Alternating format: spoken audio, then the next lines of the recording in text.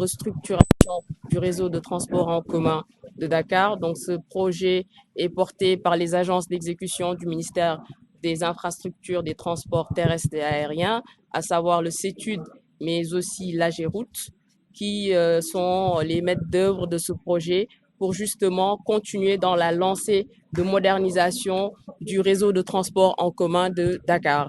Donc, après le BRT et aussi le TER, il est prévu dans ce projet-là de mettre en place un réseau de 14 lignes de bus sur 30 km de voirie avec 2 ateliers dépôts. Il y a 700 arrêts de bus qui sont prévus et 9 carrefours également qui seront intégrés dans ce projet-là pour justement faciliter la mobilité des populations et favoriser leur accès à ces transports de masse que sont le BRT et le TER en mettant en place justement ces bus de rabattement.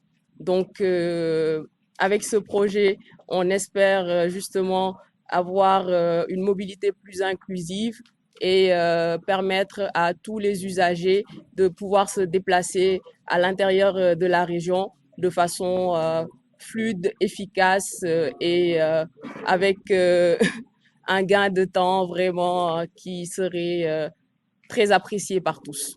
Merci. Alors, le projet repose sur des défis majeurs tels que la libération des entreprises et aussi Effectivement. des personnes affectées. Quelles seront les démarches entreprises justement pour une réalisation apaisée?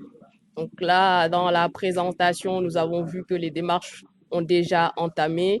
On a déjà identifié environ 3000 personnes qui seraient affectées par le projet et on va continuer les démarches avec justement les autorités administratives, notamment les préfets, pour mettre en place des commissions, discuter avec les parties, les personnes qui seront affectées par le projet pour une libération apaisée de ces emprises-là. Donc, les démarches sont déjà en cours et le nécessaire sera fait par les autorités compétentes. Le projet est prévu sur la période de 2023 à 2026. Là, les études ont déjà été faites. On est à la phase d'appel d'offres. Il y a, si je ne m'abuse, 9 voilà, des entreprises qui ont déjà été, en tout cas, qui sont en train de répondre. Le processus est en cours et on espère que dans un futur très proche, les travaux vont être lancés.